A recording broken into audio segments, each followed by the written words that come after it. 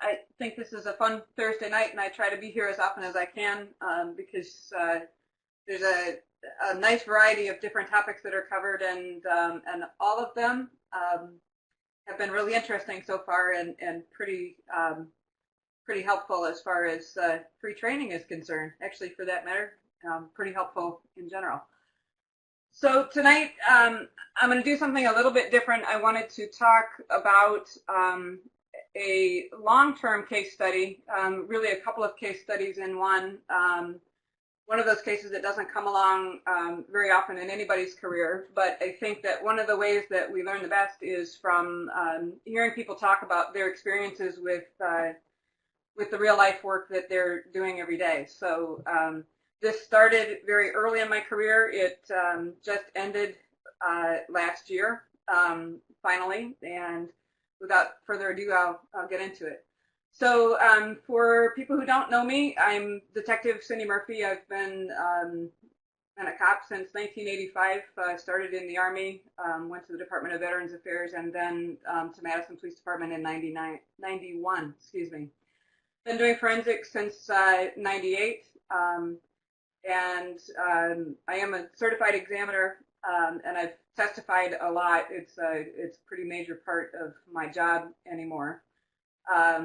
I teach forensics part-time at Madison College, and I just earned my master's from University College in Dublin in forensic computing and cybercrime investigation. Thus my love for Guinness. Actually, that started first, but it's definitely a good program and a good place for people who are looking for a program in forensics. Mike's is a good program too. So I know many of you may not know Madison, but it's a place located right in the middle of the country, and it has the nickname 70 square miles surrounded by reality because it's a city that has a whole lot of I don't know, liberal progressive ideals in a state that's largely conservative. There's a lot of new things that get explored and tried in Madison politically and socially and otherwise, and so it's a pretty vibrant place. In 2003, when all of this started, we were a city of about 230,000 residents. Today, we're 300,000 or more, and when school at the University of Wisconsin is in session, our population is boosted by about 40,000 students. Our weather ranges from about 40 below to about 105, although we reached 109 this summer. So really, there's a little bit of everything here. It's a beautiful city, sometimes considered a party town, and it is a hub of recreation, which happens literally year-round. Nobody here is stopped by the weather, and people pretty much embrace the community as their own, no matter what time of year it is. We love our town and we love our Badgers. So we are the home of Wisconsin football, and of course, Wisconsin is famous for its cheese. So my police department, Madison Police Department, consists of about 450 sworn police officers and 90 civilian personnel. We're split into 5 police districts, and until 2008, we only had 1 forensic examiner. People always ask me how I get such wonderful cases, and the answer to that question, the secret sauce, I guess, is that that when the funnel comes through and all of the cases end up being assigned out, the really cool ones end up on my desk. So so I do work a lot of cases, and amongst those lots of cases, I end up with some really cool ones. So here are our 5 police districts. In those districts, we have about 80 detectives that feed cases to us. So and that's basically how we were made up in 2003 when this case started. I'm going to introduce to you the suspect just so that as we go and I'm talking about him, you'll understand who he is and where he came from. This is Rajib Mitra, otherwise known as Jeeb. He was born in March of 1978 and was really kind of a child prodigy. He was interested in ham radios by the age of 11. Did a lot of programming early on, a lot of electronics work, and went to school at the University of Wisconsin in 2000 for computer science. He graduated and applied to the NSA, had several interviews, but ultimately he was rejected because of his criminal history.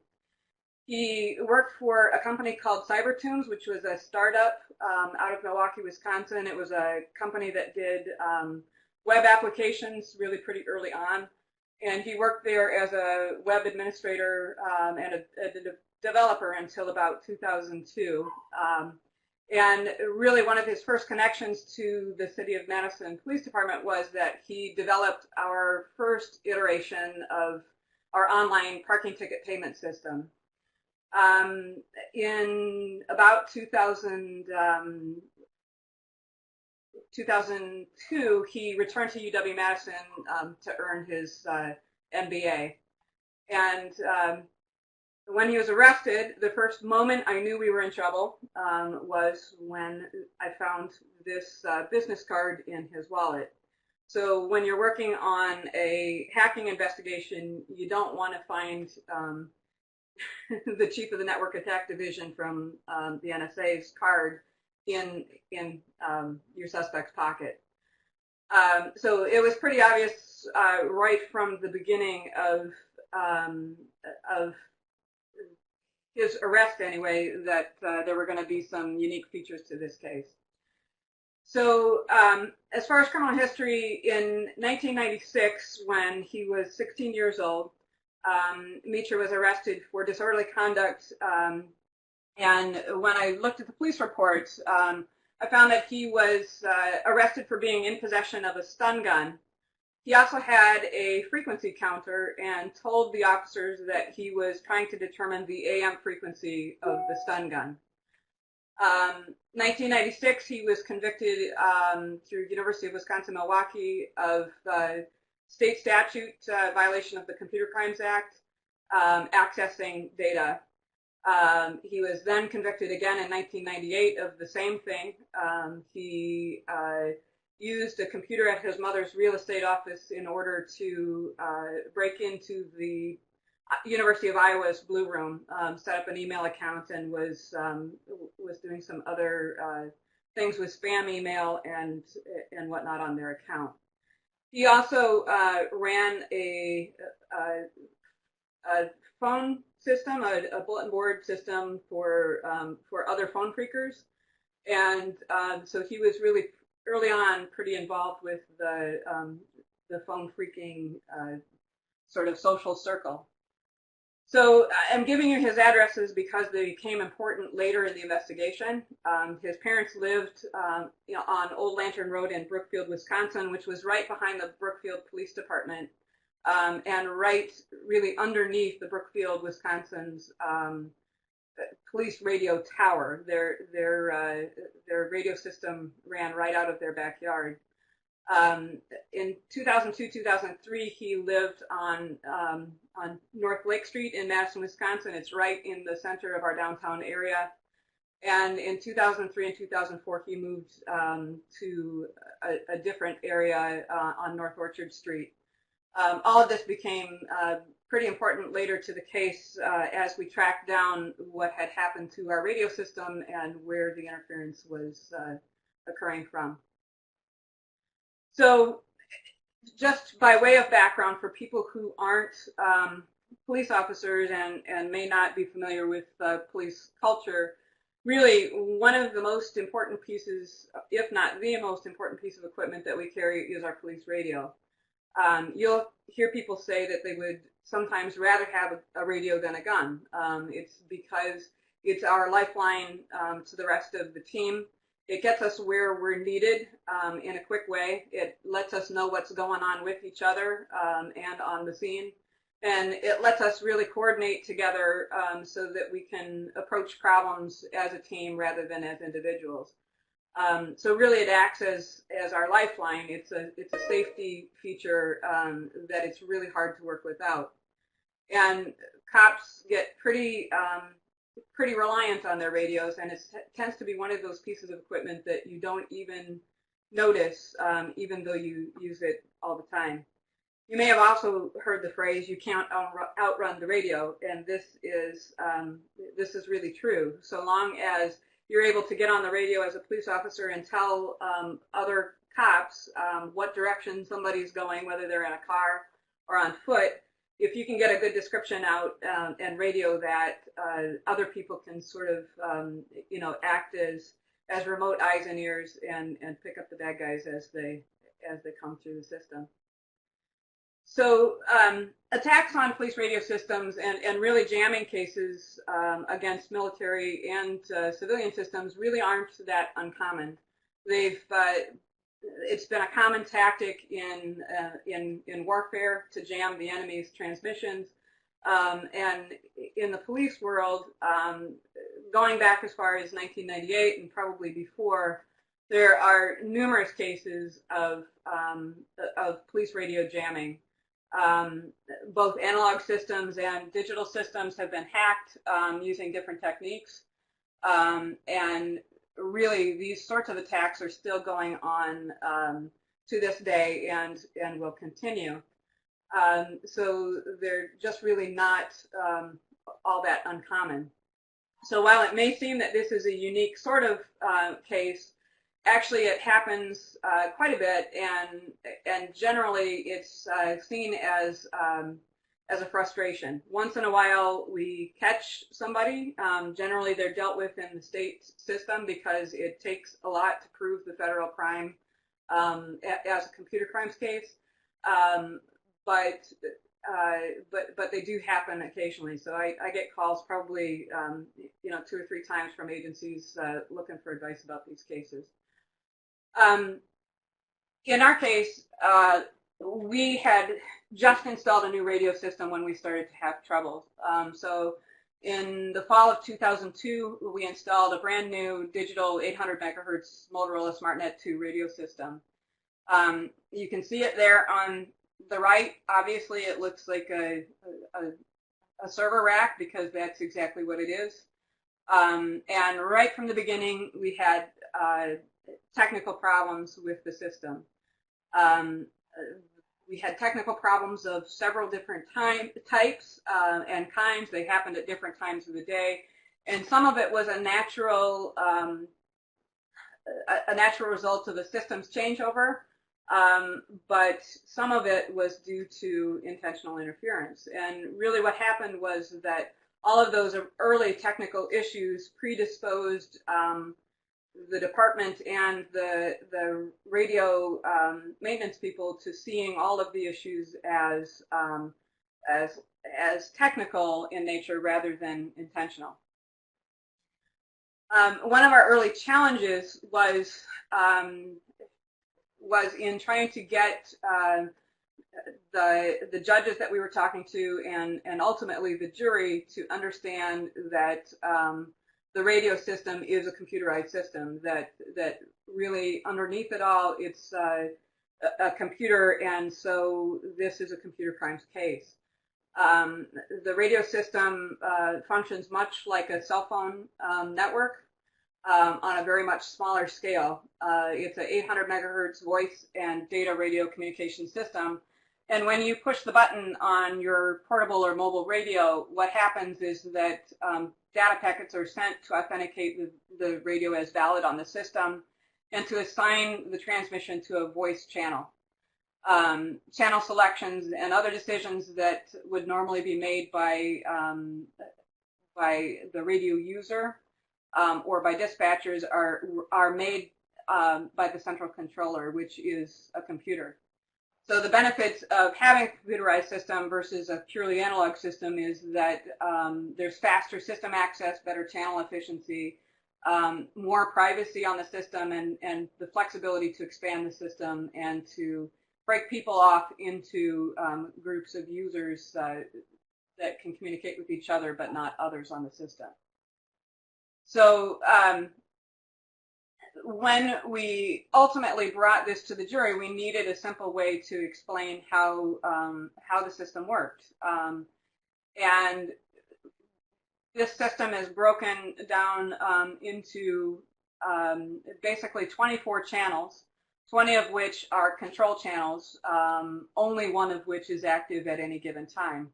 That control channel is where the data part of the radio systems happens, and the voice channels are really what that control channel is doling out. So it acts as that data channel acts as a air traffic controller to assign channels out to the various 19 remaining channels.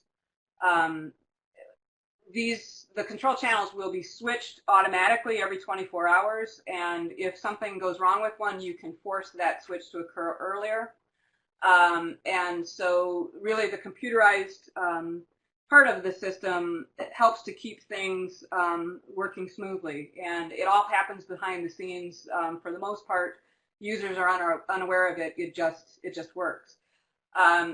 So when this came in front of the jury, one thing that worked really well is because we're a big football state, the prosecutor started talking about receive and transmit frequencies in terms of offensive and defensive football players, Brett Favre being the quarterback at that point in time. And so they were given this very simple chart that lays out the architecture of the system, as well as that football analogy to wrap their brains around when thinking about how the radio system worked. And it really worked brilliantly.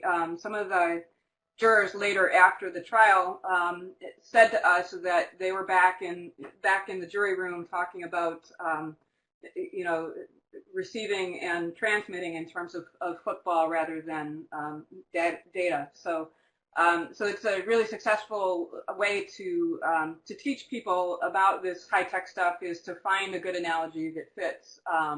And whether it's football or not, explain the technology, but wrap it into something that's better. Yes, Derek, Favre. So that is government exhibit number 3. So as I go forward to show you some of these transmissions, I just want to give everybody the forewarning that some of these transmissions do contain sexually explicit sounds. Some people, especially in civilian audiences, have found them offensive or mildly offensive anyway. And another thing that we really had to fight was the initial reaction of laughter. Because all of us, I think, from the time we're young, you start talking about sex in these terms, or you hear it in a public place, the sounds that we're about to hear, and your first reaction is really to laugh out loud. And so part of the challenge was trying to wrap this case in the sort of to attack that up front, to say to people, yeah, this is going to sound funny, but think about what the consequences of the sounds are. So we actually experienced 3 distinct different kinds of jamming attacks, which I've laid out here sort of as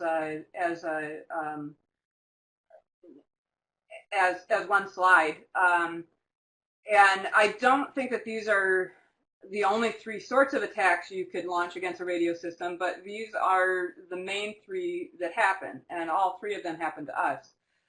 The first is what I'm referring to as no system attack. When this attack was happening, we couldn't send or receive radio transmissions. There was only a small geographical area that was affected, and it was happening periodically on weekends between January of 2003 and August of 2003. So it was, again, a long-term problem, but it only happened for short periods of time, and it was very intermittent. Those of you who have had to do investigations involving anything that's intermittent know that one of the hardest things is trying to trying to track down what's happening when you can't reproduce something that's happening. So really those were the main attacks that people looked at and thought, this must be a systems problem. They were looking for problems with the radio coverage in the affected area, not necessarily with an outside intruder. The second set of attacks is what I refer to as a control channel attack. This was where we had a steady tone that was broadcast on that control channel, on that data channel that is the air traffic controller for the rest of the frequencies. In this case, it was a tone that was broadcast across our repeaters, and so it affected a large geographical area, and it happened over the Halloween weekend in 2003. And I'll go over more about why that's important in just a little bit. Our third attack was a porn piggyback attack, or piggyback porn attack, and this one is actually just the, think of it as a man-in-the-middle of attack. So the attacker waits for the transmission to end, picks up at the disconnect end of that transmission, and piggybacks their own broadcast onto the end of it. This also went out over the repeaters and covered a large geographical area. Yes, I know, porn piggyback doesn't sound nice, Mike. It affected a large geographical area. It doesn't sound nice when it's happening either. And this happened over a one-day period in November of 2003, and this last set of attacks really was the reason we were able to identify and catch Mitra as our suspect. So that's where the proof came in, was that last set of attacks for our probable cause for arrest. So what are we dealing with? I already mentioned man in the middle, and that probably should be in this slide because that's really what that third piggyback porn attack is. But all of these are kind of are physical level attacks. If you're looking at the OSI model, they're directed at the way the system operates. It interrupts the signal that carries the data, and so this makes it a really difficult thing to mediate. If we had encrypted our transmissions, we would still have been jammed, and so we wouldn't be able to communicate. It's also a denial of service attack because the way it works is by flooding the system with a stronger signal. It prevents the legitimate users from effectively using the system by overwhelming that legitimate traffic. So again, you'll see I'm wrapping something that we understand around something that's just slightly different technology-wise. It's a computer, but it's a communication system, and we're working with a different kind of data transport layer there. So our first set of attacks from January through August of 2003 affected the lower portion of State Street in Madison, Wisconsin. State Street is our party area, so it's where the kids all go to play after the football games. It's where our Halloween event happens, and it's where a lot of taverns and shopping areas are. It's mostly a pedestrian mall, and it's got a very large number of taverns and consequently of police problems. So 515 State Street, which was Mitra's address during that period of time, was right in the center of this no system hole. When these transmission outages occurred, it was always around bar time, and during that time, the officers could neither send nor receive radio transmissions when they stepped inside a certain geographical area. The occurrences lasted only 15 to 20 minutes and happened on about 25 occurrences during bar fights, emergency service calls, and that sort of thing. And it was always when there was a police call in the area. It didn't happen unless cops were there on a call. So what I came to find out later was that on the very day this started, January 15th of 2003, Mitra had to use his own ticket payment system on the Madison Police Department's website in order to pay a parking ticket that he got on the 15th. He also had a summer internship in St. Paul and returned to Wisconsin on the weekends. And so he was always there when this happened, and when it didn't happen, he wasn't there, which we could call a coincidence, to the point where coincidences start piling up on each other. He moved from Lake Street. He moved to the Lake Street area, from Lake Street to North Orchard in August of 2003, which is when those no system outages suddenly stopped. And so there were a lot of patterns that started to develop. This is just a graphic, and my animations don't show in Prezi, so I apologize for that. But this is just a graphic to show you, basically, I don't know if you can see my cursor, but over here is the legitimate tower. In this small area, it's roughly the area that was affected by this problem, and we had a rogue pirate transmitter system. So if you were a squad car or an officer inside this area, you wouldn't be able to transmit or receive, and you'd get the no system message on your radio. Hi Ken, welcome. I'm glad the weather didn't blow you away. It sounded like it was a terrible storm. So just from a more technical standpoint, when you break down what was going on during these January through August attacks, and hi, Brad, what happened was that any transmissions that were outbound from the control channel were being blocked by a signal on the control channel transmit frequency. This transmission wasn't in trunking mode, and basically it was saying to that, it was saying to those radios, listen to me, not to the legitimate transmitter. And because they weren't on the system, the stronger system, they got that message, no system. So really, that transmission from the control channel transmit frequency was overwhelming the system so that they couldn't transmit their system. They became part of a smaller system. So interestingly enough, one of the things that's useful in an investigation is to reach out to other people who have had the same problems. And we found that Wauwatosa, Wisconsin, right in Mitra's parents' backyard, had the exact same problem on May 26th and 25th in 2003. They had the exact same radio system, and they were experiencing the exact same no system outages.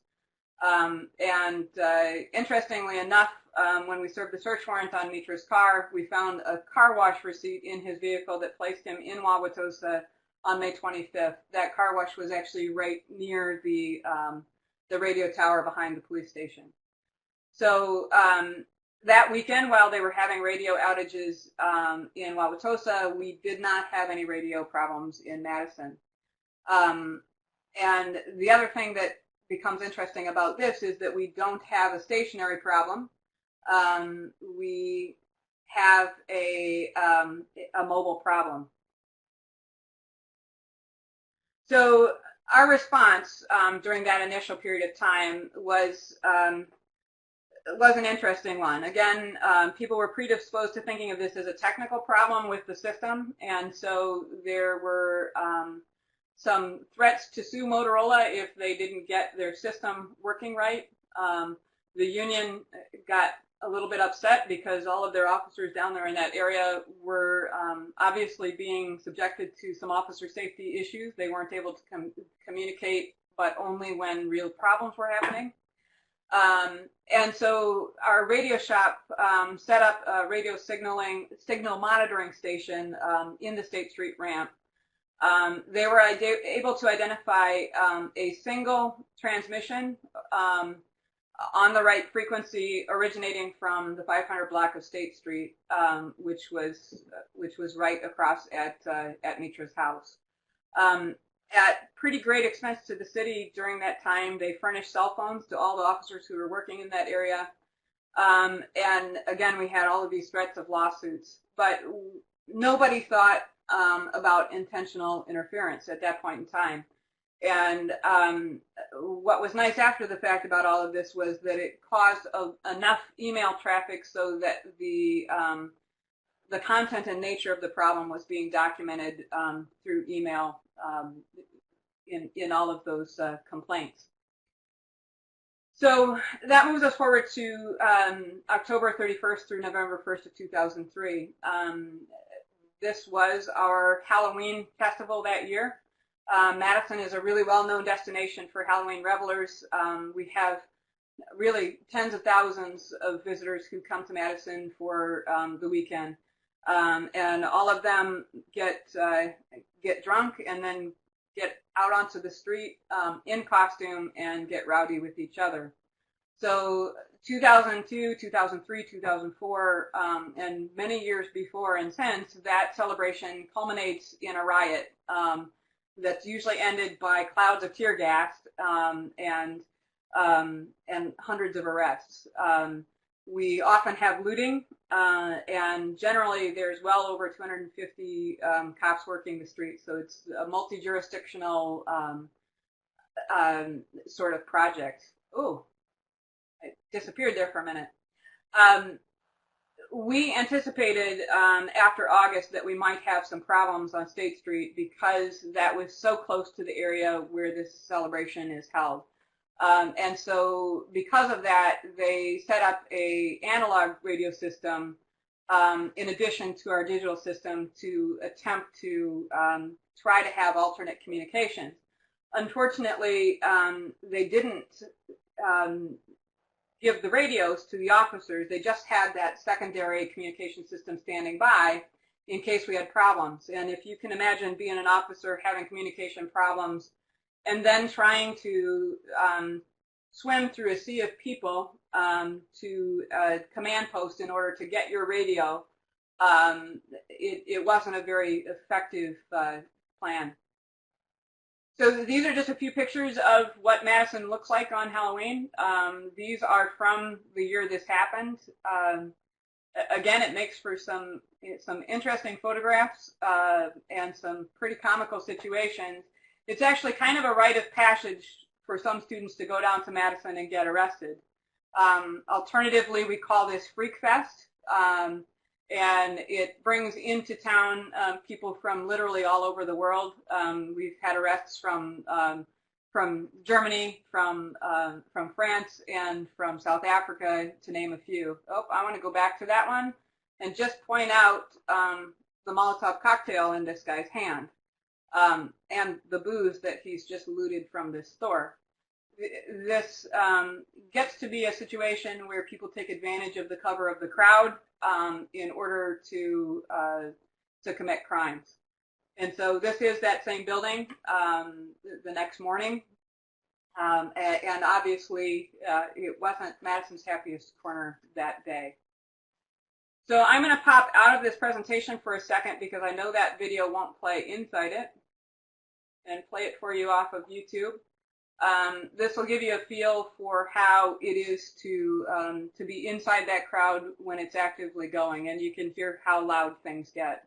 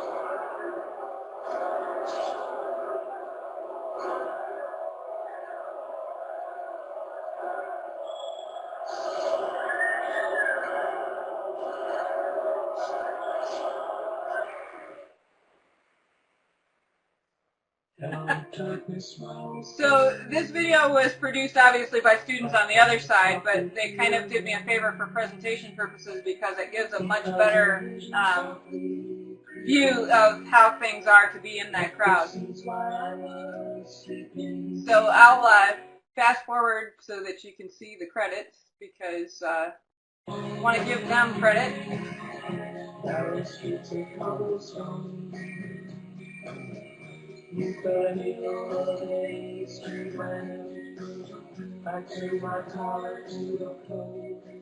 Here we go. So they did a fine job with that presentation. And back to Prezi. So a couple of things I wanted to point out about that. The fire that happened there, you'll notice that somebody, some brilliant person knocked a fluid off of the roof, or off of the roof of the building and onto that fire. That liquid was gas, and it missed the fire. So that probably would have been a number of people burned. We had a bomb call and several gun calls and a knife call during that particular case. So if you can imagine trying to get the radio that did work all the way through that crowd, it was not a particularly good option. So I also want to point out that people often come to Madison wanting to get maced. They'll ask you to arrest them and they'll ask you to mace them. It's a really strange cultural tradition, one that I don't get, but many people want to have their pictures taken with the cops on State Street to say that they were there and participated. So needless to say, it's not a day when you don't want your radio system to work. And in 2003, the year before the video that you just saw, but an equally fun crowd, starting at about 7:30 p.m. on Halloween, we had a steady tone broadcast on the control channel that jammed all communications. This included police, fire, and ambulance personnel, and really anybody out there in the city that had a radio on our system. It directly affected the control channel, and the radio personnel were called in to deal with the problem. They force switched the control channel on 3 different occasions over the next 12 hours. And the offending tone, followed the control channel switches to a new frequency on all 3 occasions. So we had a switch at 10:30 p.m., a switch at 10:50 p.m., and then at 3:30 a.m.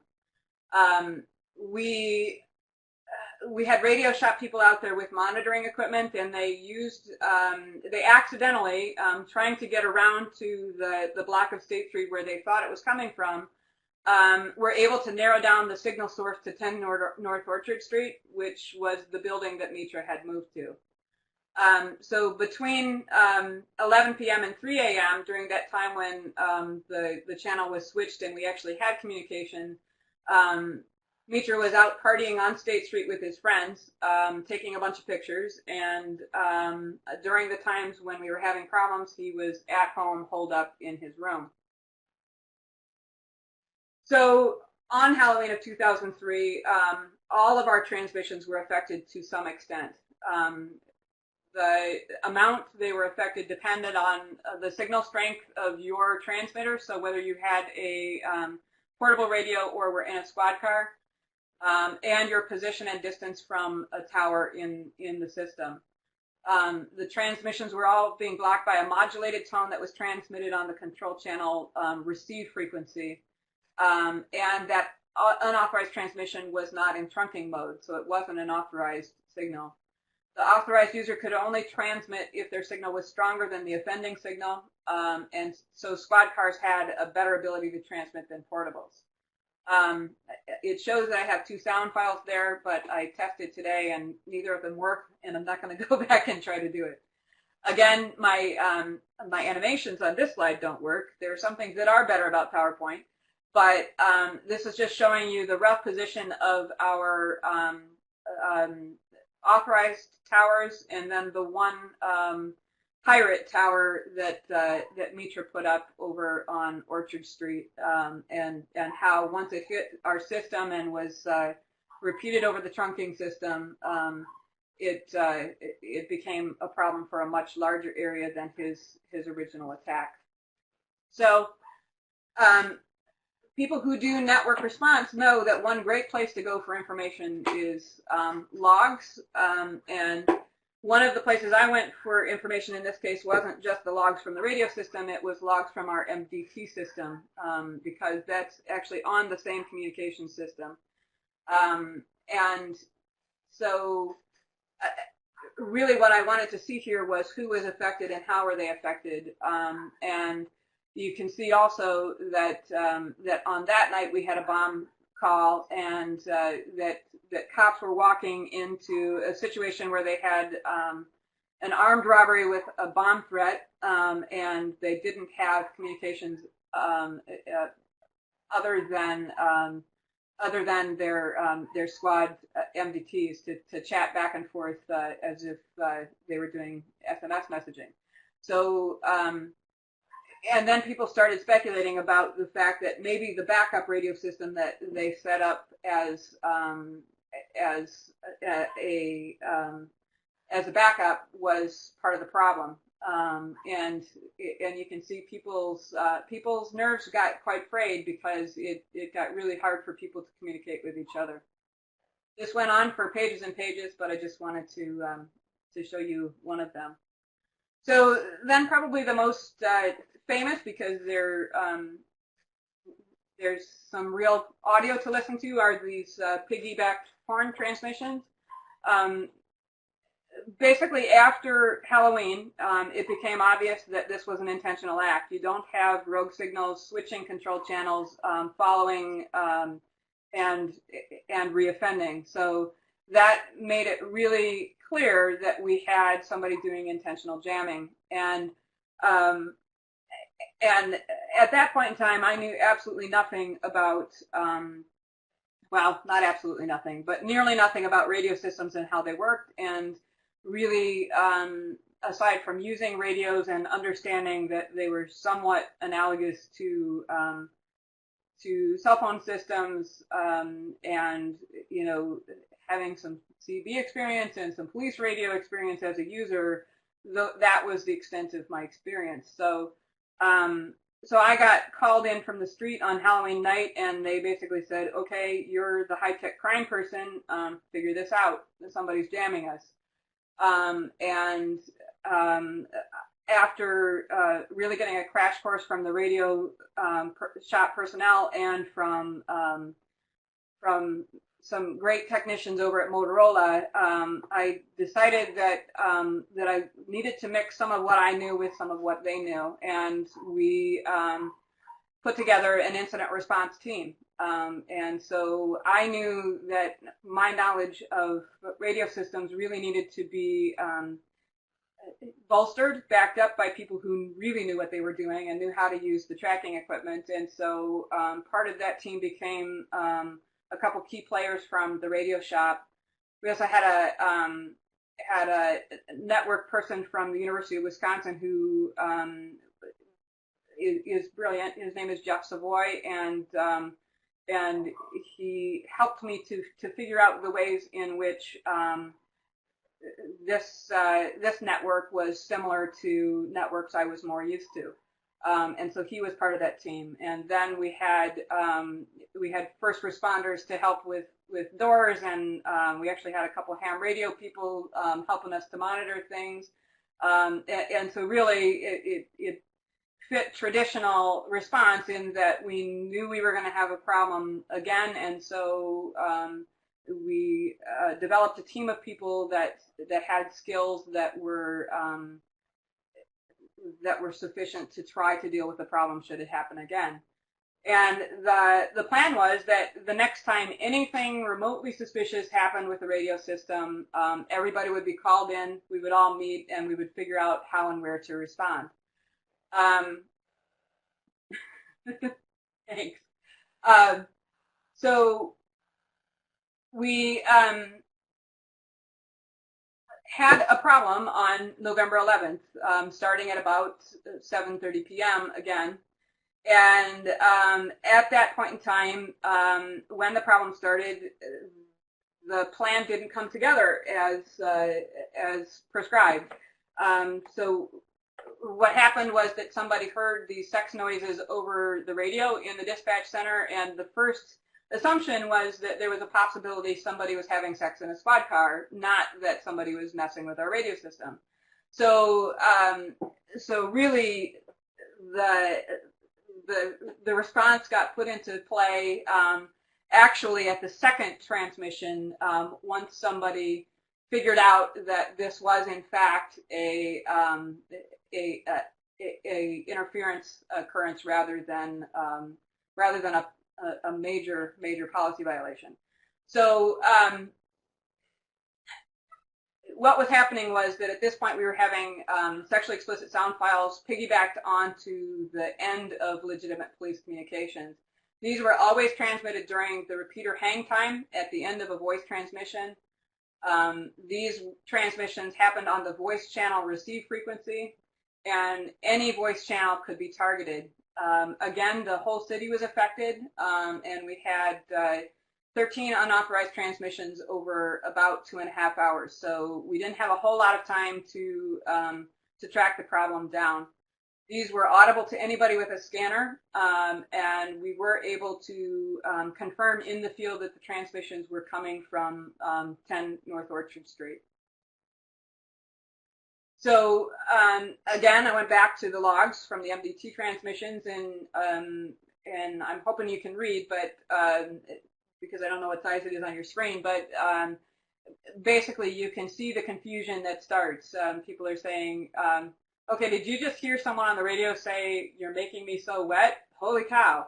And it goes on from there. And then people started to say, you know, this is interesting, and then this is annoying, and this is embarrassing. And then people started actually turning off their radios rather than having citizens overhear what was going on their radios. And so effectively it put a lot of cops out of communication and, again, in danger. So in Mitra's life on November 11th, he had been convicted of speeding after a very long and contested court hearing. He had spent months, including a lot of time and research, trying to defend himself against this speeding ticket that he got. He had probably been operating his vehicle with his homemade radar jammer, and he basically had gone through several hearings to try to get permission from the judge to look at the radar system and to figure out whether it had been operating properly on the day he was caught. And he actually did a ride-along with a sheriff's department employee and wanted to be able to operate and to actually disassemble the radar system in order to look at its internal components. Anyway, all of that culminated in court, and on the 11th at 4:15 p.m., he left court really angry. By 5:04 p.m., there were pornographic audio clips being played over the 911 emergency system, and from about 7 to about 7:50 p.m., we didn't have any transmissions, but at the same time, we had a marked city radio van out in the parking lot of his apartment right under his balcony, and he was out on his balcony smoking during part of that time. So we knew we had an origin. Everything was pointing back to 10 North Orchard Street, but that was an apartment building that had over 70 residents. And so it became a question of trying to narrow down who in that building might be a viable suspect. We did background checks on over 70 residents. Obviously, when you get a case like this, it's never just one person doing the investigation. It's a team effort, and our Criminal Investigation Services, or CIS, took the lead in doing full criminal background checks on those 70 people. It was narrowed down to 2 suspects. There was a National Guard soldier who was a radio operator living in the building, and there was Mitra. And intense backgrounding narrowed our suspect pool down to 1. Once we figured out that Mitra had the previous hacking convictions and understood that he had the knowledge through his ham radio experience and radio system knowledge, and also that he had the equipment based on copies of previous search warrants from his residence from previous arrests. It became pretty clear that he was the correct suspect. I'm not saying that that we ruled everybody else out. What I'm saying is that we looked at all of the other possibilities and came to him as the primary suspect with the knowledge, ability, and equipment to do this damage to our system. And then after I was given the name, I did a bunch of creative Google searching. Google can really be your friend. And I came across an old newsgroup posting from 1994, posted by Geek, and the posting was to a newsgroup called Damned Fucking Shit, which was a phone phreaking board.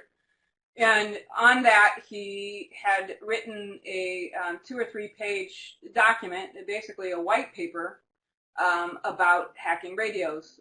And a quote from that is here, and I'll read it because it's important to understand how close it fits our case. My point is, the computer is the greatest invention since the radio, and that's why people like to combine them. There's one vital flaw in this, however. Radio signals are often easy to intercept, and computers depend on security. The goal of this text file is to explain to you how you can abuse this flaw for your personal enjoyment. If you're really elite, you might want to get a transmitter to play with. Also, remember that they can and sometimes do track down repeat abusers. If there's one frequency you really want to attack, do it from different locations for a short period of time, or use a directional antenna pointed in different directions. It is illegal for a mortal to transmit almost any type of data via radio waves using homemade equipment. It is also illegal to decrypt any encrypted transmission. These are FCC laws in the U.S. So obviously, this is an important piece of information and an important piece of evidence that he posted when he was 16 years old. Understand that this case happened when he was 24 years old, and so this was something he had put significant amounts of thought and research into, and something which he had tested previously, which we found out from many of his ex-girlfriends. One of his favorite date night activities was to go to fast food restaurants and intercept transmissions and actually add his 2 cents to the end of those transmissions. And actually he would say to customers over the system, you don't need that, you're too fat, or he would change the price of the fast food to be more, a ridiculous amount of money. So it was sort of a practical joke that he had pulled in the past with smaller radio systems, but the techniques he used were very similar. So through this background work, and this is just I'm presenting just some of the information we found, but through all of this work, we ended up putting together a search warrant. So I wrote a search warrant based on Wisconsin state statute for the computer crimes law, but had in mind already that that there was a likelihood that this could potentially be a federal case just based on the severity of the incidents on Halloween night and the public safety threat. So so when I wrote the state search warrant, I ran it by the federal prosecutor, a really smart guy by the name of Tim O'Shea, who specializes in electronic crime cases. And on the 13th, so 2 days after the last incident, a team of city, county, FBI, task force members, and radio shop personnel got together and we served a search warrant. This is a search warrant where we had the most civilians involved in the actual warrant than I've ever seen.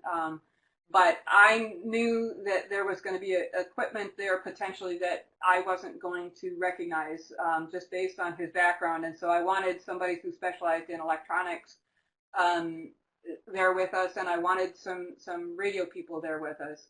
They obviously didn't go in during the original entry, but after the fact, they did help us with the actual search of the apartment. Mitra was taken into custody on 13 counts of violations of Wisconsin's computer crime statute for each of the transmissions that I was able to narrow down on the night of the 11th. And we took several computers: his computer, his roommate's computer, a laptop, and a bunch of unidentified electronic equipment pursuant to that warrant. So these are a few pictures from the seized items, and these are just a few things, but they're of some importance. You'll notice the item in the center is a power supply, and you'll also notice that it's been modified to have a toggle switch so that it can be turned off and on remotely. This wiring harness was attached to that power supply. Our radio shop personnel recognized it immediately. This is the standard wiring harness for squad radio systems that are put into any standard squad to wire up the radio. So I was really happy at that moment that I had the expertise of the radio shop in there, because I would have recognized that this was a wiring harness. I would not necessarily have recognized that it was designed to be attached to a squad type transmitter. So these four items, the one in the upper right corner is the item that Mitra claims he used in order to interfere with our system. And from my subsequent research, I think that that's true. It's obviously a whiteboard and some strangely soldered things in a checkbook box. But that is also a trunking scanner with the ability to transmit when it's attached to the COM port of a computer. And so with less than about $200 worth of equipment, he was able to take down our system, which I don't know what the value of it but obviously it's a much more sophisticated system. Doesn't take much to do this if you know what it is you're doing. And this is the homemade radar jammer that he had in his vehicle. So for comparison purposes, this is a piece of equipment that is used for jamming cell phones. It's also homemade. It's a little bit more sophisticated, but I wanted for people to see what this looks like because, again, you have this was taken by a different jurisdiction, but you have an antenna, a power supply, and the ability to scan and to broadcast onto other systems. A little bit more sophisticated than Mitras, but both were effective. So when I looked at his computer, I found a lot of things. Amongst those things were that there was some EFS going on. There were a lot of encrypted containers, and that some things were not encrypted. I was able to find a bunch of Google searches for sex sounds and sexsounds.wave, and website visits to sexsounds.org and some other similar websites. I could see that there were downloads from these websites. I could see the files that were downloaded. I could see their file size, but I couldn't play them because the files themselves were encrypted. All of these were dated around 11/11/03, around the time of the interference. I also saw that he had purchased 2 Motorola base station radios on May 7th of 2002 from eBay. We didn't find these during the search warrant, and he later testified in federal court that he had tossed them out the day before we did the search warrant, so on the 12th. So what I did, knowing that I at least wanted to see if there was a coincidence there, was that I went to the same websites he went to. I loaded the files that had the same file names and the same size, and I played those files and compared them to what was played over our air. And then just as an aside, anybody have any idea why this document that was on his desktop might be important? For people who do mobile device forensics, the AT command sets for CDMA wireless modems should look pretty familiar. And what's interesting to me is that he had this on his desktop in 2003, and I independently later on downloaded this document for forensics use in about 2005 or 2006. And later realized that we were looking at the same reference documents. So he already had a good solid knowledge set prior to all of this happening, and those AT commands were part of what he was programming into scripts in order to use his homemade transmitter. So I'm again going to hop out of Prezi and come over to a PowerPoint presentation to play some of these sounds, so that you can hear what it sounded like. I'm not going to go through all 13 of them because obviously that would get quite time consuming, but I do want to play enough so that you guys can get a feel for what we were dealing with. So first, this PowerPoint presentation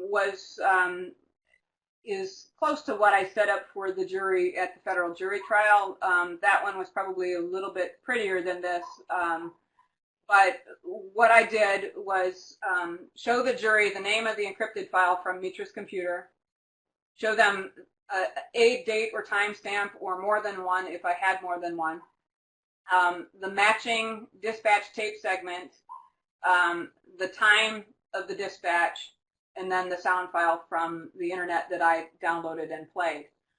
So the jury was aware that we had encryption problems and how we had end arounded that. And by the way, this is a fairly good method. I mean, if you can prove through outside means that a file you're looking at is the same by its file name, its file size, and you know, the circumstances of what was happening in the world around that time, it's a fairly effective method to convince a jury about what was going on. So I'll start with the first one here, and again, I'm not going to hear you giggle, but I'm sure people will be giggling. 1391, you taking calls? 1391 affirm. I get a report of 2933 Milwaukee. 2933 Milwaukee, there's VW bug with no plates and missing suspenders parked the wrong way. Case number 950-950.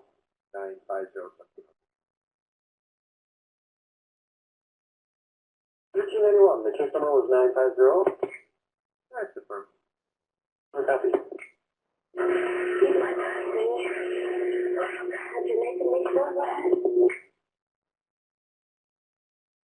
Okay, so that was "Eat My Pussy, Oh God, You're Making Me So Wet." And then on his computer, last accessed at 5 o'clock and 54 seconds on 11/11/03, was a file called eatmycat.wav. Eat my pussy. Oh God, you're making me so wet. Oh God. Oops. So that was the file that, I'll get myself back together here. That was the file that I downloaded from the internet from the same website he visited, and that's the unencrypted version of the file. You'll notice before some of these, if you listen carefully, you can hear the transmission catch on at the end of the hang time, and one of the ways we started to identify these was to listen for that little bit of static when that was happening. So here's a second one. I'll just go through several.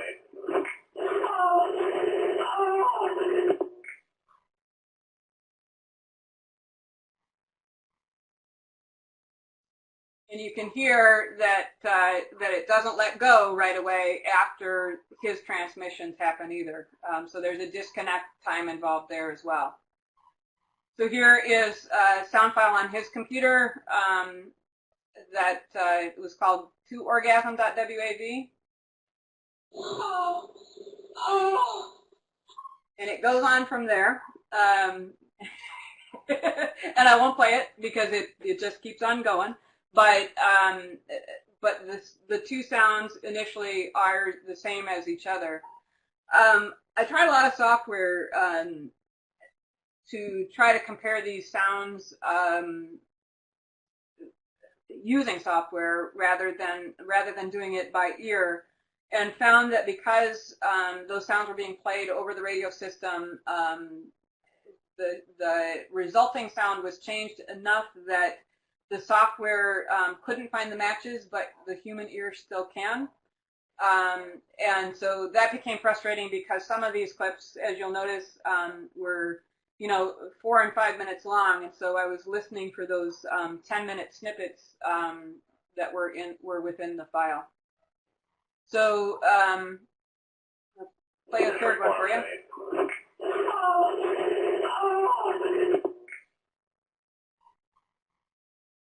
It may have been actually the same one, sorry. Computer 10-8. That's right, too. Frank 1, did you copy my 10? 10-4, Frank 1.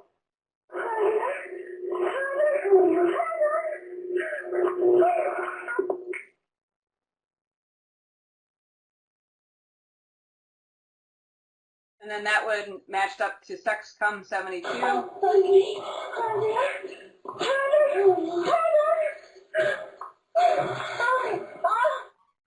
So this became one of the strangest forensic examinations that I've ever done in my career, because I was spending time listening to the radio transmission and then comparing the sound to the transmissions I had downloaded that were around the right time on his computer. And so because I didn't have a functioning pair of earphones, I ended up playing these out loud and in the hallway, and it was a little bit on the comical side of things. It was definitely strange. So is everybody still with me? All right. So I also found in his computer an extensive amount of research on Russian hacking sites. I'm looking at Brad's question. There was a little bit of local media coverage, but they didn't play the sounds. There was some recognition that there was a problem, but they really, because Halloween had happened so recently and because there were other events happening, it didn't play too hard on the news. So I was finding extensive research on Motorola radio systems, mostly through Russian hacking websites, and also a lot of research on the weaknesses of trunk radio systems, and a ton of research on computer-controlled scanning of radio signals. He also had all of our radio signal frequencies, as well as other agency radio frequencies. That included state, local, and federal agencies in the area. And I found some intercepted MDT transmissions from Brookfield PD printed out, and he had software on his machine to intercept MDT transmissions. So those of you who ride in squad cars understand that what you're saying squad to squad or to dispatch is may be encrypted by your agency, but it isn't by mine, and it is out there in the open on the air. I also found some extensive chat logs between Mitra and his 16-year-old girlfriend, and these became really important. They weren't encrypted. He was using Trillian, and Trillian defaults to log everything, and it logs it in program files. So this was really a treasure trove of information, this set of logs. And then I found this. And for people who do forensic examinations, when you start to see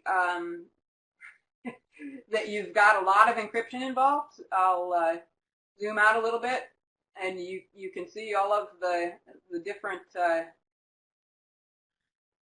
Sorry, we're going a little bit zoom in and out, but you can see there were a lot of keys involved here, and not very many, in fact, no successful automatic cracks of the encryption. So I knew that I was working with limited information in this exam, but that I did have enough information to move us forward. So from that chat conversation, there were a few things that were really relevant to the current case. And Mike, I hate to do this, but my dog just barked and she wants to come inside. So I will be right back. I know you're recording. I'll be right back.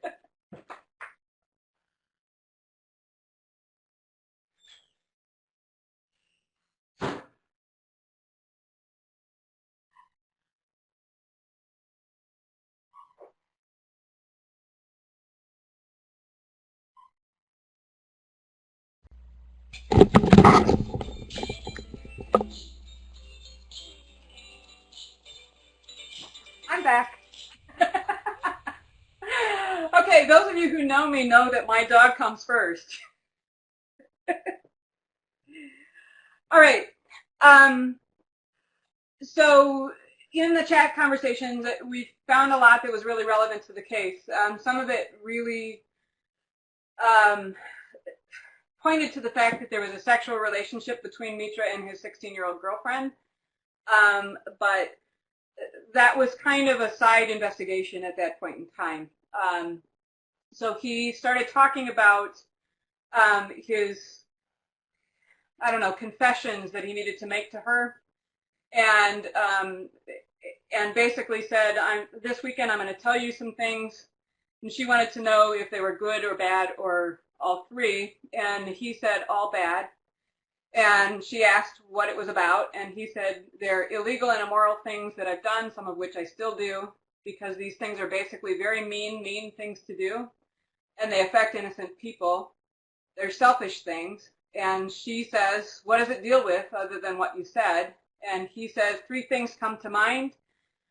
2 illegal things that I'm still doing, and 1 immoral thing that I used to do for bad reasons, but have quit for a very good reason. And she says, I'm not crazy for asking, seriously, but do any of these have to do with computers? And he says yes, and she says 1, 2, or 3 of the 3 things. And she says the 2 illegal things, but they're not the same crime I did before, not even close. And she says, but seriously, the computer things don't bother me. Perhaps I might think they're wrong, but they're not going to change what I think of you. And he says, these are things that hurt other people. They're not entirely computer, more electronic than computer. And she says, okay, I can think of the radar detector thing and the radio thing. And he says, what radio thing? And she says, your little police radio wannabe thing. And he says, now I'm forgetting what I already told you, but I'm sure I haven't told you the other 2 of 3.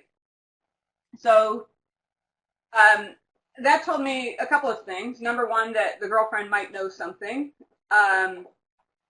And also that he was talking to her about a police radio wannabe thing at some point in time.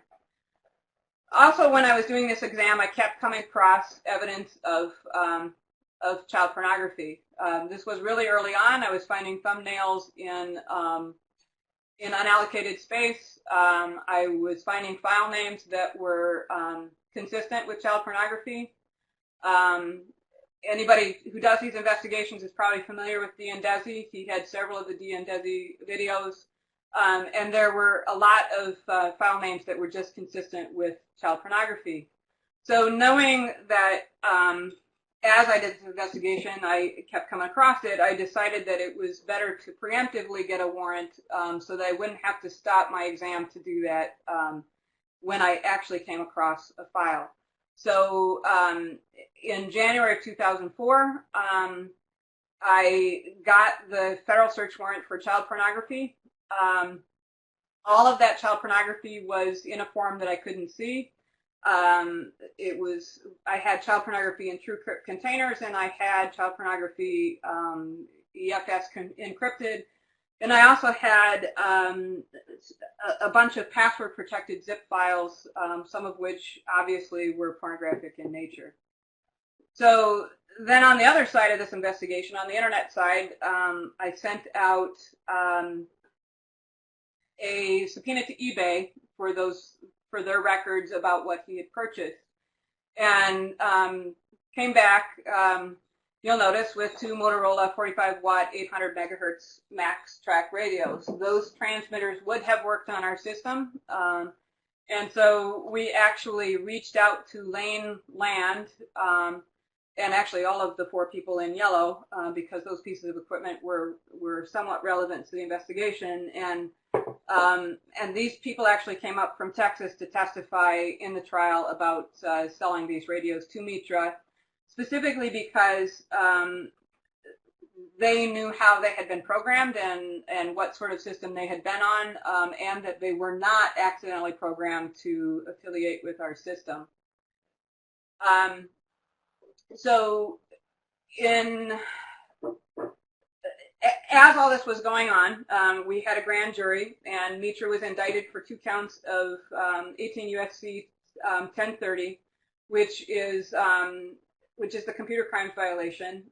And the statute reads that whoever knowingly causes the transmission of a program, information, code, or command, and as a result of such conduct intentionally causes damage without authorization to a protected computer, and then defines a protected computer as one used in interstate or foreign commerce that causes a threat to public health or safety, or that does damage affecting a computer system used by or for a government entity in the furtherance of administration of justice.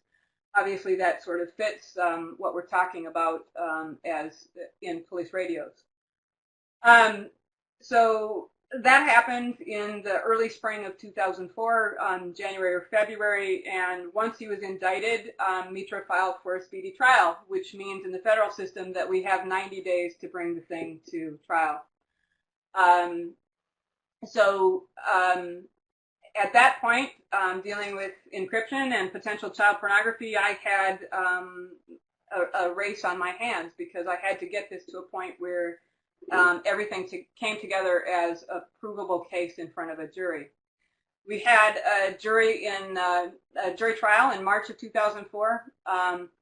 The defense was one that I predicted, and that was a masturbation defense, that Mitra had been developing his own trunking scanner.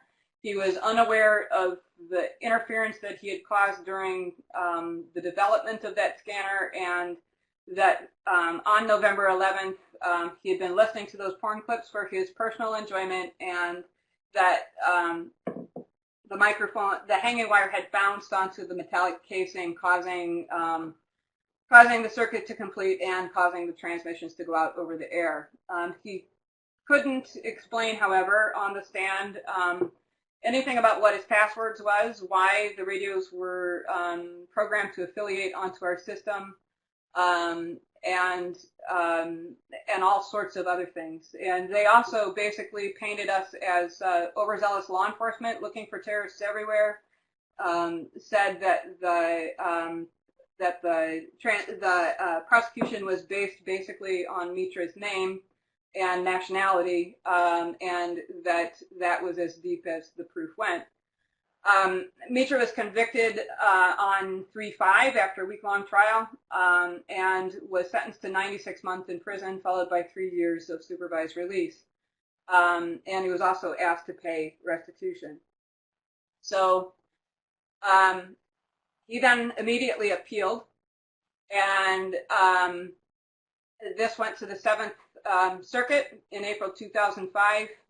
His appeal basically stated that a radio system is not a computer, that no code or information had been transmitted, just a tone, and that a police radio system isn't critical infrastructure. And he appealed his sentencing under the terrorism rules. This was appealed to the US Supreme Court, and on Halloween of 2005, October the 31st, they refused to hear the case and upheld the decision of the 7th Circuit Court. So there were some interesting things about his arguments here, and luckily we won that part of it. But it was nice because it meant that the courts were recognizing that radio systems aren't simply a mechanical system; they are computerized as well, as long as you're dealing with a trunk system. So once he lost, he started filing some more counterattacks. He filed a collateral attack, basically saying that the case was weak on its face and should never have been brought. And he filed an open records request as part of his appeals process, asking for a full image of the seized hard drive for an independent exam. He was turned down due to the suspected presence of the child pornography, or our documentation of what was very likely child pornography, the third-party software that was in his possession illegally, and the fact that he had personally identifying information for a lot of people whose credit cards he was stealing on the side. So this was not the only activity he was involved in, and there were a lot of the proceeds of a lot of his previous computer crimes present on the computer that were never and will never be prosecuted. So when that collateral attack was denied, he filed a claim and a civil suit for replevin against me and against the city. Wanted return of the hard drive for reimbursement, or for reimbursement of the value of the data, which he put at $300,000. Again, he was denied this, and he then offered to settle with the city for $1 if they would find wrongdoing on my part.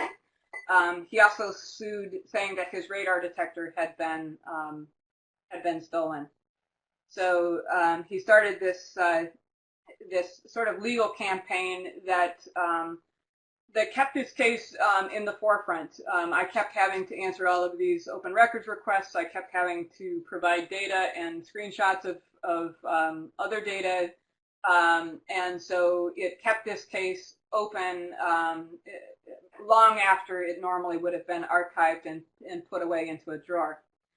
So in July 2007, there was a civil trial over this civil lawsuit against me, and one of the secretaries at the federal institution where he was housed overheard my testimony at his trial about the presence of child pornography on the drive.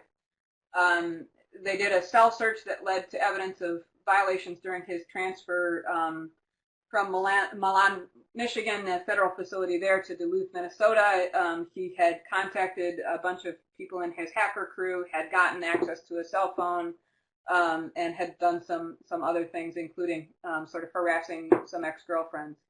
He was then transferred to a medium security facility and then threatened to file a lawsuit against me for a civil rights violation because he faced these harsh penalties for the civil trial. He never followed through with that, however. Then he started a letter writing campaign, contacted the Waukesha County DA's office, a detective from Waukesha who I had mentioned in the search warrant, the FBI from Milwaukee, my chief, the DA's office in Dane County, and he started playing them all against each other, threatening lawsuits and claiming that I had perjured myself and had lied in the original search warrant affidavit. He wanted me to be formally charged with perjury and started to write his ex-girlfriends asking for information and assistance, including tracking down information about me in my personal life. And so I collected all of the information I was getting from people, including from his ex-girlfriends who really just wanted to be left alone. And I started completing police reports each and every time something happened like this. And so here's just an example, a letter. He always CC'd things, you'll notice, to the Wisconsin State Journal. He wanted for the media to be involved and to take his side in this. And then here's the response from the DA's office saying, no, we're not going to charge Murphy with perjury. So all of this leads up to June of 2009, when I went to a WACI conference. This brings up one really important factor of training and of networking. You never know when you're going to pick up that little piece of information that moves something forward in a big way. So Rick McEwen, who is a forensic examiner from Milwaukee PD and really a brilliant man who I think doesn't give himself enough credit for for his brains, he presented on RAM analysis, and just as an aside to that, talked about how he had been working on retrieval of encryption keys from hyperfill.sys. Now, in 2002, we certainly weren't collecting RAM from computers when we served the search warrant, and still today we don't do it on a regular basis. But I knew from being really familiar with Mitras Drive that I had half a gigabyte of hyperfill.sys, and so I sent him first the registry files and the hyperfill file, and then later the full image. And between the two of us, we worked back and forth, and he finally called one day and asked if I was sitting down, and told me that he had broken the encryption on the drive. And so we sat down. I repeated what he did, and then I wrote the third search warrant, which was a state of Wisconsin search warrant for child pornography possession. At that point in 2009, the federal statute of limitations was up on the child pornography. Enough time had passed so that we couldn't charge it federally. But Wisconsin has a an interesting piece of law that basically states if somebody is out of state and unavailable for prosecution, the statute of limitations is tolled and stops until they're available again, and then the clock starts ticking again. So so once I had that third search warrant and the encryption was broken, I did a more complete examination of the drive and found saved child pornography he had created with his girlfriend that he was part of, and evidence of other crimes, stuff that I was only seeing hints of before, up to and including all of his social engineering notes. Each time he called a hotel, he would talk to the front desk clerk and gather information, and he would write that down. Every time he went anywhere, he was collecting information about places he could potentially burglarize and crimes he could commit.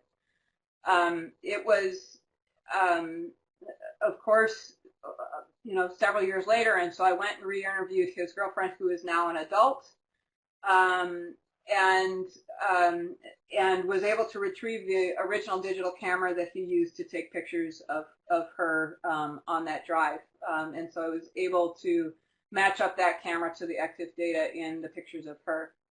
So then I was left with this question, with this man who really, when he was confronted with his wrongdoing, was in the habit of attacking back. And that was a question that cops ask themselves all the time. And that is, do I disengage or do I escalate? Is this a case that we need to pursue, or is it one that should be left to lie?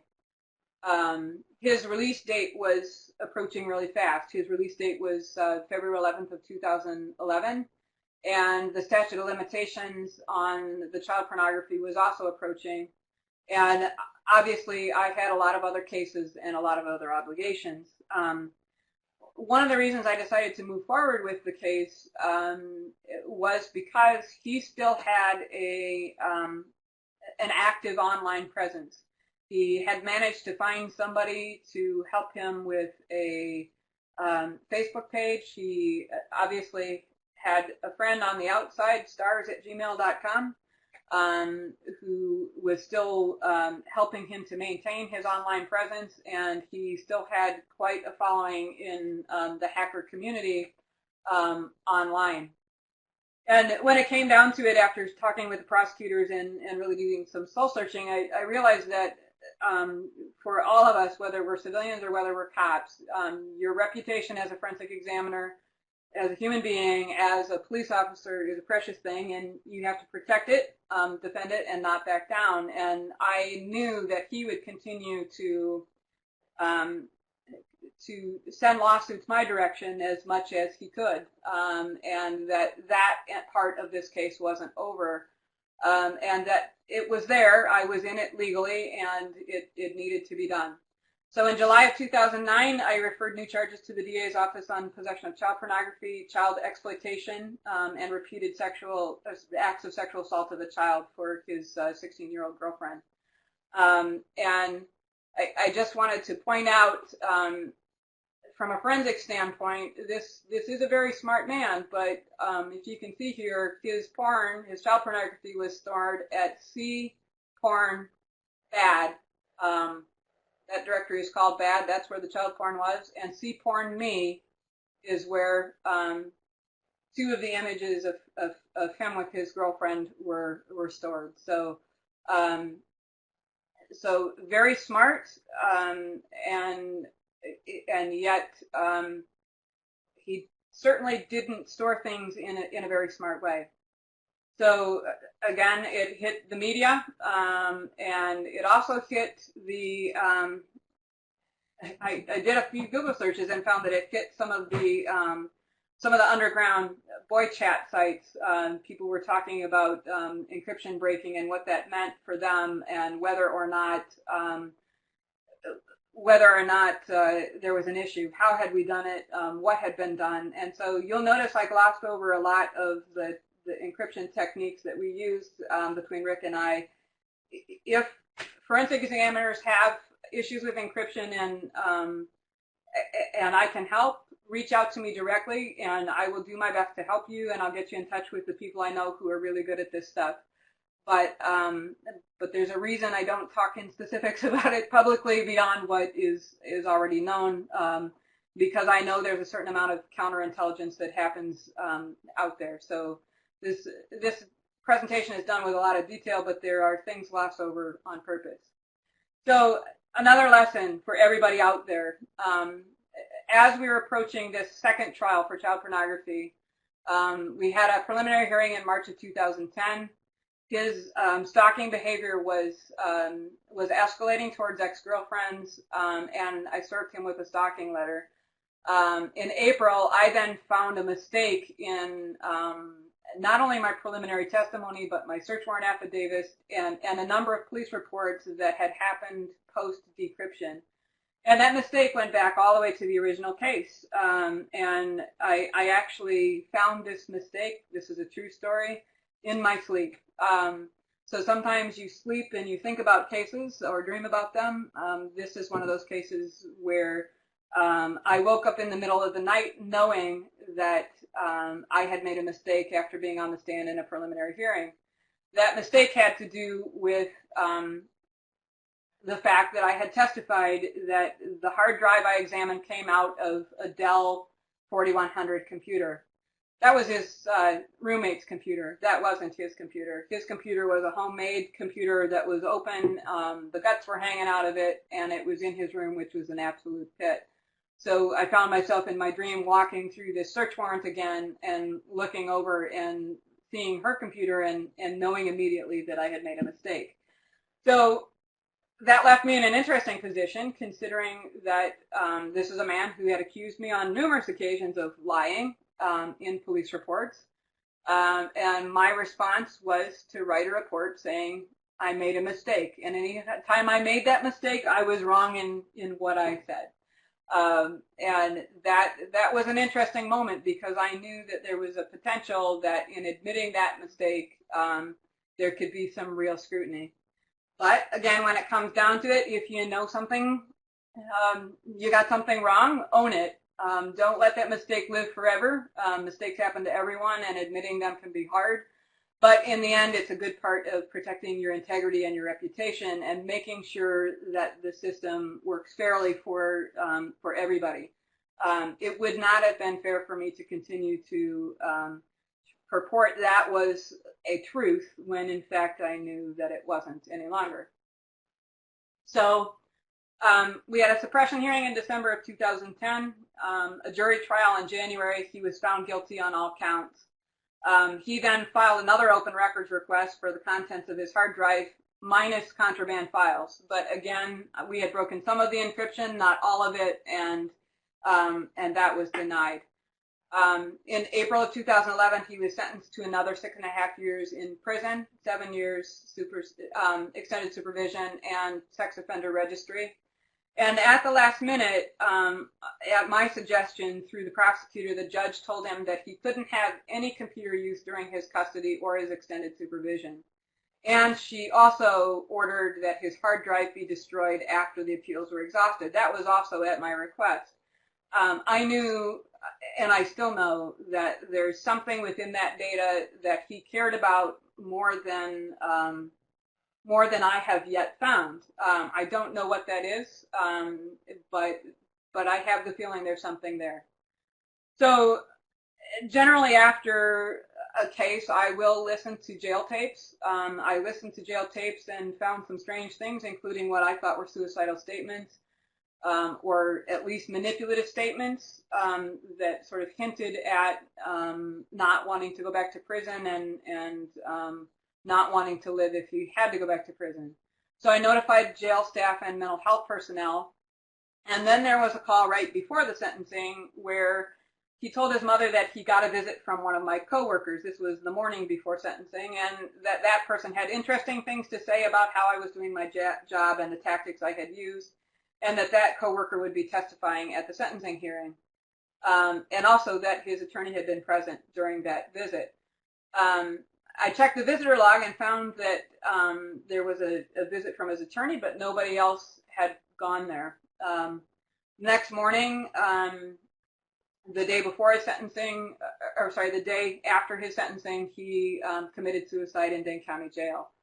I think in hindsight, for him, the second loss and the thought of facing that much time again in prison was one he just couldn't live with. And I think that based on what I know about how he felt about women in his life, the fact that the loss had come with me as the primary investigating person was doubly hard for him. I found out about this while I was teaching class at Madison College. I hadn't heard about it before then, and it basically took me to my knees. I probably knew this man by this time better than anybody else in his life, and there was a certain amount of annoyance and frustration that he couldn't take personal responsibility for the things that he was doing. But I certainly didn't wish any that sort of ill will towards him. And interestingly enough, he sent out his suicide note to the local media and radio station. So he had developed a jailhouse relationship with a local radio station where he was writing back and forth to them sort of fantasy stories about killing prostitutes and other really strange things. And that was where he sent his suicide letter to before he hung himself in the jail. So that was an unexpected ending, and I am happy to have this case behind me in a lot of ways, but I think that there's a lot here to be learned about this sort of case and about this kind of offender. And one thing that I've noticed is that there's a common psychological component to a lot of hackers that we come across, and something that we should remember whenever we're dealing with people is something that Mitra articulated probably better than anybody else. He said in court on the record, "My hard drive is like an extension of my brain, and the detective took that from me." He meant that. I took away a part of him that was really important to him, and that's where the personal vendetta started to come in. It's not something I ever mentioned, I ever intended to happen, and in fact, I had very little personal contact with Mitra aside from this. The other thing he said is also important for us to remember, because it's pretty common in those people who have sort of an amoral sense of how they use computers. He said, "I always made my own definitions of right and wrong, regardless of what other people believed." And that's the truth. When he decided he was right and somebody else was wrong, he went way out of his way to make sure that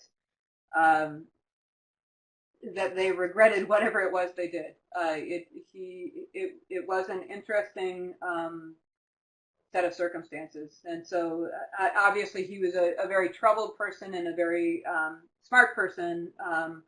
But you know, I gotta hope that had he been caught earlier in his life, that brilliance could have been redirected towards something more constructive. That being said, I'm also really glad that he didn't get hired by the NSA, because I'm afraid that mindset would have worked against our country in some really awful ways. So with that, anybody have any questions? Because I think I'm at the end of this. Quite the saga.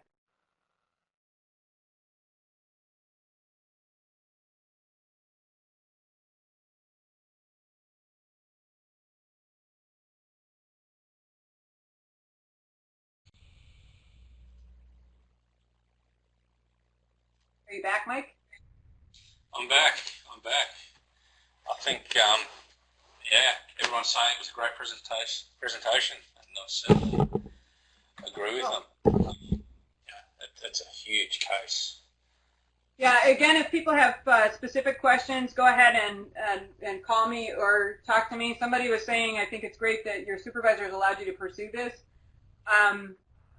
One thing I love about working for local law enforcement as opposed to a federal agency is that I don't have to go through 14 or 15 supervisors to get permission to do my job. And so long as I'm keeping up with the rest of the work I need to be working on, they understand the importance of pursuing the things that are important to the community, and this case certainly was one of them. So, and yeah, if you have other ideas too, questions, comments, suggestions, give me a call or write me an email, and we can connect offline.